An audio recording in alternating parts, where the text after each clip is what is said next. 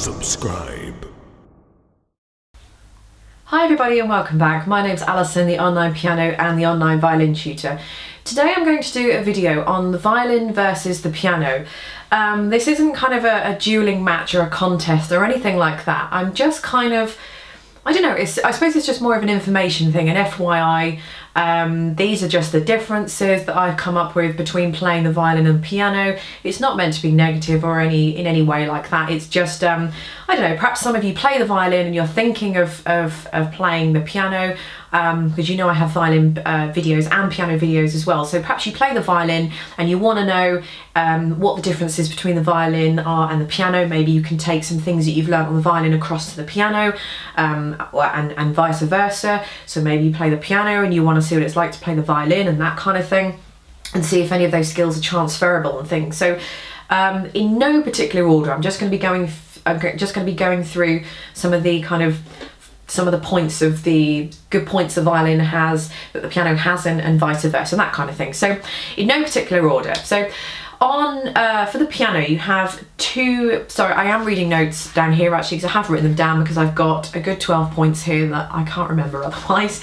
So if I'm looking down here, I've just got a book in front of me. So the first thing I've put is two hands at once, therefore two lines of music are needed in the piano. So yes, the piano is more complicated because you're having to look at the treble clef and the bass clef, and it does get a little bit more confusing because you do have two hands, whereas on the violin you've only got one line of music because you've only got, well, you're only using your left hand to do all the fingering. The bow is with you're using the right hand for the bow. The point number two, the violin has two independent sources to operate.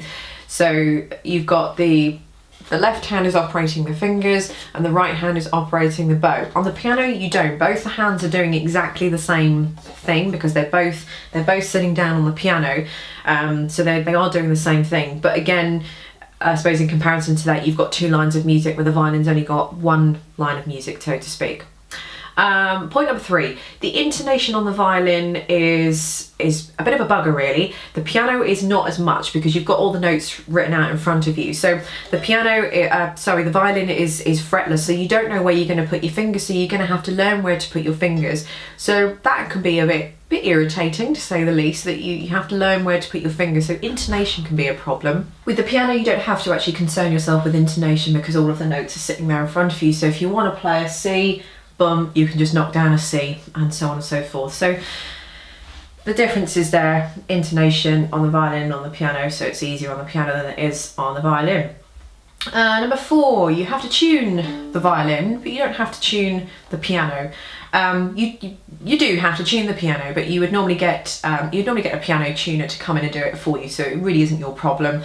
You should be tuning, just out of if anybody's interested here. Obviously I'm talking about acoustic pianos here. This is a digital piano, so obviously I don't need to tune that at all. But if you've got an acoustic piano, if you're wondering how often to tune your tune your piano, I would say roughly about twice a year. If you've got a nice, if you've got a nice piano that seems to be reasonably okay, twice a year, I would say on average, something like that.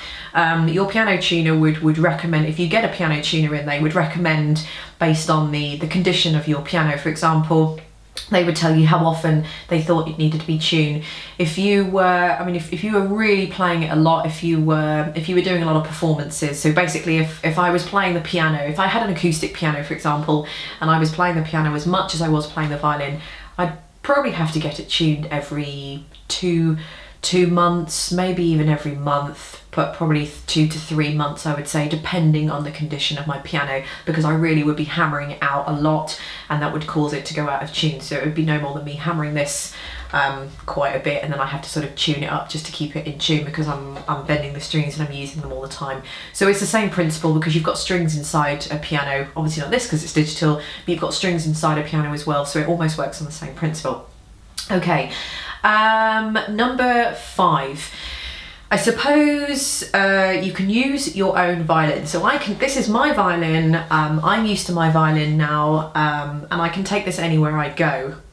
Some people think that a violin is a violin, but it's not, because each violin is so ever so slightly different, that if I were to play on someone else's violin, my intonation would be ever so slightly off, because I'm used to the feel of my violin, and this part here might be thinner or thicker, or that bit over there and that bit over there. So yes, in principle it looks like a violin, but this feels so much different to someone else's violin that they would obviously get used to. So when I do play on students' violins or other people's violins, my intonation is ever so slightly out, simply because I'm used to where this is. So I've adapted my fingers to get the intonation correct for this instrument, because it is ever so slightly different. So the good thing is that I can take this around anyway. With a piano, you can't just stick your piano in a case, stick it on your back and off you go. You have to adapt to any other piano that you're at. So unfortunately, when you go and do exams, for example, unless you know the piano, you'll be playing on a different piano. So it can be a little bit off-putting, but it's just one of the things that go with playing the piano. You just have to suck it up and get on with it, and adapt to that new piano the best you can. Okay, number 6. I think it's easier to get a tune quicker out of a piano than it is out of a violin, simply because I think that with a violin you've got so many things to think about: the fingers, the bow, the holding it, the bow hold, and all that kind of thing, and getting a nice sound out of the violin. Whereas the piano, you just sort of stick your finger on a couple of notes and there you are, you can pretty much get a decent tune. But even if you're learning properly, I still think you can learn a good tune, or you can learn a decent tune quicker on the piano and get it sounding nicer on the piano than you probably can on the violin. So, you know, two differences there, I guess. I think point number 7, the violin is easier to sight read than it is on the piano. And again, it just goes back to the first point I made, where you're only reading one line of music with a violin than two lines of music on the piano. So I'd say the violin is a little bit easier, but then you've got all the bow and everything to think about. So it's, again, it sort of goes back to kind of pros and cons, I guess. So point number 8, the violin is very technical and the piano is not so much.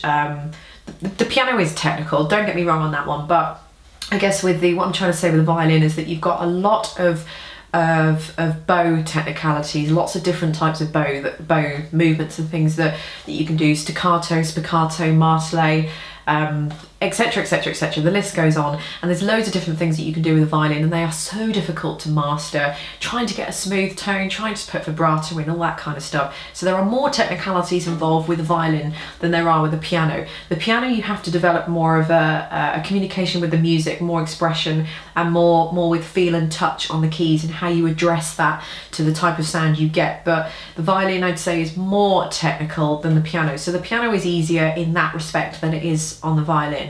I think it's easier to play by ear on the piano than it is on the violin, because you've got all the notes sitting out in front of you. With the violin, it's much harder because it's a lot less visual. You can't sort of see the notes sitting in front of you, whereas you've got patterns up and down the piano. So you can see all the patterns and you can see all the notes on the piano. So it's much easier, I think, to play by ear on the piano than it is on the violin.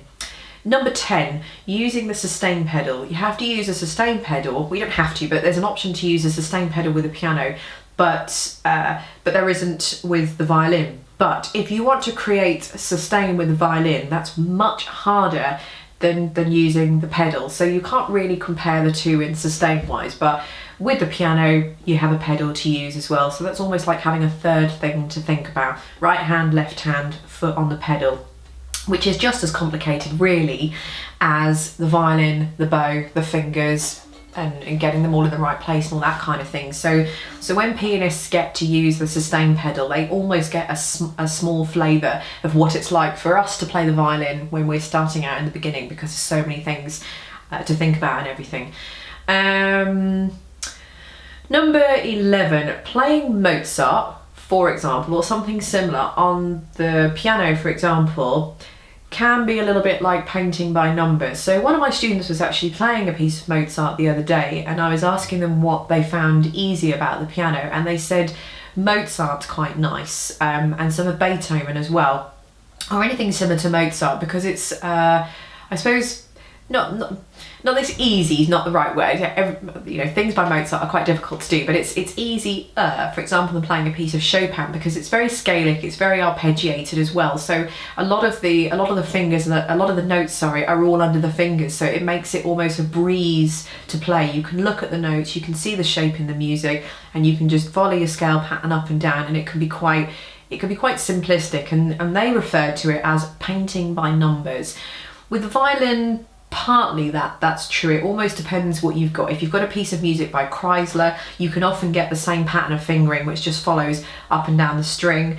But the violin is not always like painting by numbers, and I don't think it's quite as simplistic in terms of what I was just talking about on the piano. I don't think that quite translates to the violin. It does in a way, but not quite in the same way.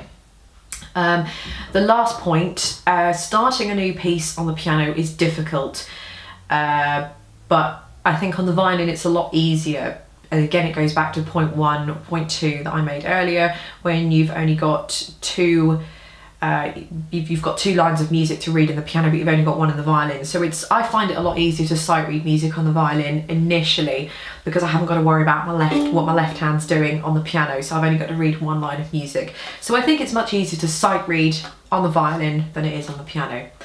So I hope this video has been useful to you. A bit of violin versus the piano there. Again, this is not meant to be a negative video. This is just kind of a heads up, or like I said before, it's just if you play the violin and want to know how the piano differs to that, will I find it easier, will I not, that kind of thing, then hopefully this is giving you some insight into that. It shouldn't in any way discourage you from playing the piano or starting the piano if you play the violin, because I think the bottom line and the whole moral of this video would be is that if you play an instrument of any kind, it will help you to play another instrument.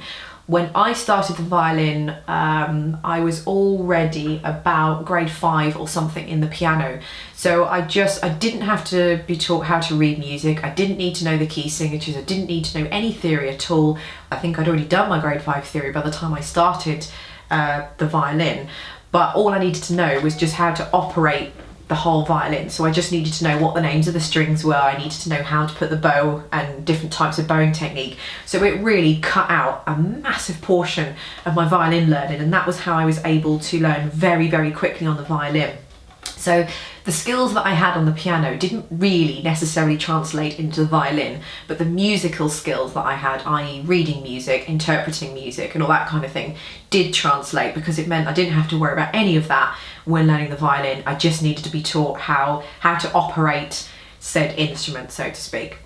So I hope this video has been helpful to you. Please subscribe, like the video if you think it's good, so it can get out there to more people, and I will see you all in the next video. Subscribe.